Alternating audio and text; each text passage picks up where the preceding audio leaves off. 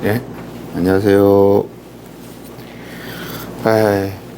풍수와 건축 이야기. 오늘 얘기는 여러분들이 가장 힘들어 하시고 어려움을 겪고 있는 이 코로나 이 시기에, 코로나가 거의 한 3년 가까이 됐죠. 3년 가까이 됐는데 세계적으로 참 이게 우리나라만 있는 게 아니라 전 세계적으로 있기 때문에, 거기다가 또 초인플레이션이 또 있고, 앞으로 이게 코로나나 경기 침체가 얼마나 갈지, 또 언제 이게 일상생활로 돌아갈 수 있을지, 이거는 참 아무도 모르는 불투명한 건데, 이 시기에, 이런 어려운 시기에 뭐 할 수 있는 게 없어요. 일단 뭐 자영업자, 소상공인들, 나도 사업을 하고 있지만 그 어려움이라는 것은 그래요. 없으면 안 쓰면 되지라고 그러는데, 안 써도 되는 것 같으면은 안 쓰겠지만 꼭 써야 될 게 있죠.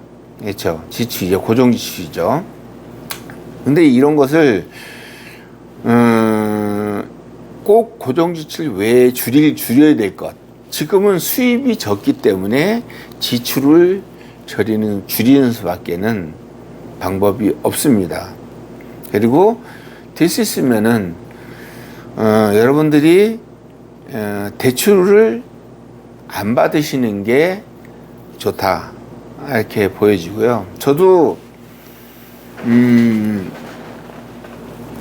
처음에는 사업 시작할 때는 대출을 많이 했어요. 그때는 이자가 그렇게 많이 비싸지 않은데, 지금 뭐 거의 6%대라고 그러더라고요. 5%대, 6%대라는데, 5%, 6% 가볍게 보면 안 돼요. 그거, 왜 그렇죠? 우리나라 속담에 왜 외상이라면 소도 잡아먹는단 말이 있습니다. 그런데,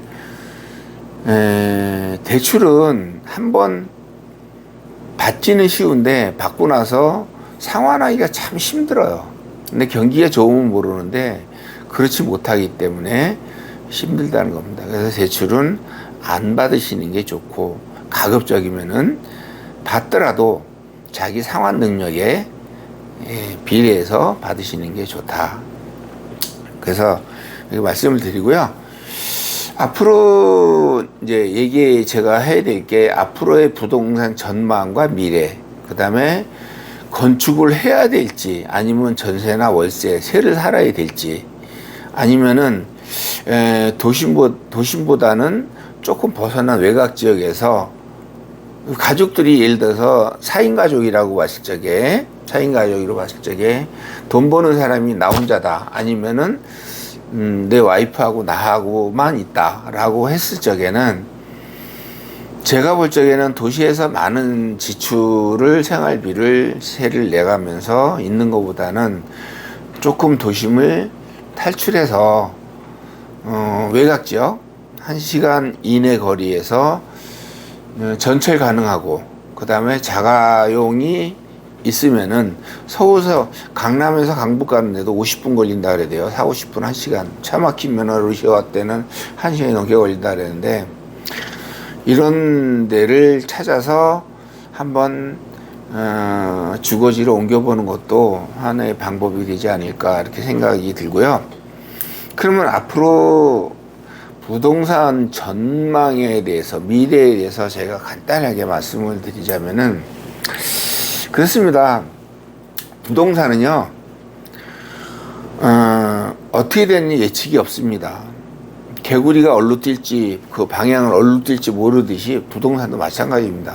부동산도 왜 그래서 부동산을 사놓으면 안전자산이라고는 하지만, 부동산에 대해서 보장된 게 없어요. 그래서 부동산 투자라고 하는 사람이 있고 부동산 투기라고 하는 사람이 있는 이유가 왜 뭐냐면은, 안전하면은 부동산 투자가 되는 거예요. 근데 이게 불확실하면 투기가 되는 겁니다. 그래서 여러분들이 앞으로 부동산, 땅이나 집을 살거나 집을 도심에서 아파트를 사거나 할 적에는 미래를 내다볼 줄 아는 그런 시야를 가져야 된다. 이렇게 보여지고요.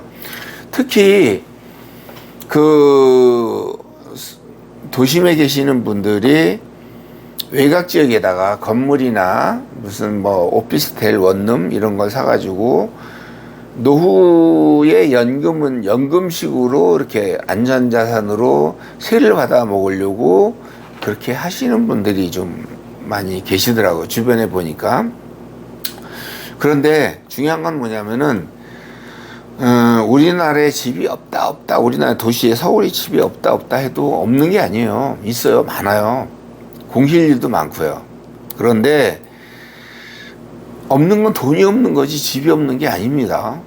근데 부동산 과열지구가 있죠. 부동산 과열지구, 부동산 제한지구, 건축 제한지구, 그 다음에 이제 투기 목적 제한지구가 있습니다. 그런데 꼭 왜 사람들이 바글바글 모여 사는 그런 곳에서 부동산을 매입을 하려고 하고, 물론 학군도 중요하겠죠. 학군도 중요하고 출퇴근도 중요하겠죠. 그런데 삶의 질이 더 중요하다는 겁니다. 학군도 중요하고 물론 출퇴근도 중요해요. 한 20-30분 걸리면 더 좋겠죠. 50분 걸리는 것보다는. 그 다음에 이런 지방 소도시에서 다니는 학교보다는 명문 초중고등학교, 대학교 나오면은 좋겠죠. 그런데 저는 우리 애들도 그렇고 앞으로 자라나는 우리 세대들한테 하고 싶은 말은 그겁니다. 공부가 전부가 아니다. 저는 그래요. 공부를 잘해야 된다, 맨날 공부하라, 아니요. 그거는 우선순위에서 밀리는 겁니다. 우선순위는 제일 중요한 게 뭐냐면 그 사람의 인격 수양, 지적 능력, 그 다음에 그 사람의 건강함, 이런 게 우선이 되는 것이고, 그 다음으로 공부라는 거예요. 공부라는 것은 내가 살아가기 위해서, 스펙을 쌓기 위해서, 좋은 학교에 가기 위해서 이렇게 하는 건데, 앞으로 인구 감소가 많이 되고 고용 창출이 덜 되고 하다 보면은 더 치열하게 경쟁을 하고 더 치열하게 우리가 살던 때하고는 다르게 또 기회가 많이 적습니다. 그렇기 때문에 앞으로 제가 보는 부동산 전망은 그렇습니다. 부동산 투기 과열 지역보다는 그 외 지역, 이제 예를 들면 경기도, 강원도, 충청도 외곽지로 가서 그게 좀 천천히 땅값이 오르고 좀 하더라도 거주 지역을 조금 옮김으로써 내 생활 패턴이 바뀌는 겁니다. 완전하게. 그러므로서 행복지수가 높은 게 뭡니까? 돈이 많아서가 아니고 또 내가 누구한테 어떤 것을 보여줘서 내밀어서 자랑해서 행복지수가 높아지는 게 아닙니다. 행복지수는 자기 스스로한테 있는 거예요. 자기가 만족감을 느끼고 행복감을 느끼면은 그 행복지수가 높아지는 거예요. 없다고 해서 행복지수가 낮은 게 아니고 있다고 해서 행복지수가 높은 게 아닙니다. 그래서 저는 가급적이면은 부동산에 대해서 가급적이면 투자를 하지 마라. 이렇게 하고 싶고요. 그 돈이면은 젊었을 때는 옛날에는 어렸을 적에는 부모가 자식을 부양을 시켜야 되고 또 나이가 먹으면 자식이 부모를 부양을 해야 되고 이런 개념이 없어졌어요. 지금은 부모가 자식들을 늙어 죽을 때까지 칸가루족이라 그러죠. 애들이 컸는데도 이 칸가루 배 모낭이죠. 여기서 안 나오려고 그래요. 사회가 무서워진 거죠. 무서워진 게 아니라 그만큼 살기가 각박해졌다고 봐야 되겠죠. 그래서 저는 부동산 경기를 그렇게 낙관적으로 보진 않습니다. 저도 부동산 개발을 하고 부동산 이렇게 땅 매입도 하고 임대 사업도 하고는 있지만 그렇게 좋게 좋게 보지만은 않는다. 저는 20년, 30년 후를 내다보고 말씀을 드리는 겁니다. 두 번째는, 자, 그러면은 건축을 지방에다가 조그만 땅을 사서 건축을 해야 될 것이냐, 아니면 차라리 그러지 말고 서울집 놔두고 전세나 월세를 지방에 가서 사는 게 낫느냐. 저는 후자를 택합니다. 전자보다는. 왜냐하면은 1세대 2주택도 있겠지만, 왜냐하면은 월세나 전세를 살게 되면, 전세를 산다고 치면은 지금 우리 타운하우스 같은 경우는 44평 대지 160평에 건평 44평 복층에 3억이에요 전세가. 그럼 3억을 들여서 그냥 편안히 내 집처럼 오래오래 살다가 나중에 3억 찾아갖고 나오면 되는데, 뭐 굳이 서울에서 44평 살려면 얼마나 들까요? 아마 못 들어도 10억 이상은 들 겁니다. 왜 그 선택이지만, 여러분들의 선택이지만 굳이 그럴 필요는 없다는 얘기죠. 그 돈으로 그냥 지방에다가 전세 하나, 좋은 집 하나 얻어놓고 왔다 갔다, 그 집 명의 내 거 아닙니다. 셉니다. 그러면서 그 돈 갖고 여유 있게 살면 되는데, 막 그냥 아기 다툼으로 그 집을 살려고 그러고 또 그 건축을 하려고 그러지 마세요. 힘들어요. 그래서 될 수 있으면은 출퇴근이 가능한 지역, 그러니까 내가 강남에서 강부로 출퇴근하는 시간이 되는 지역, 그리고 전철이 가능한 지역, 그리고 내가 자가용 출퇴근이 가능한 지역, 그러니까 50분 이내 거리, 그 거리로 치면은 50km 이내 거리면은 여행 삼아서 아침 저녁으로 기분 전환 겸 출퇴근해도 아주 좋습니다.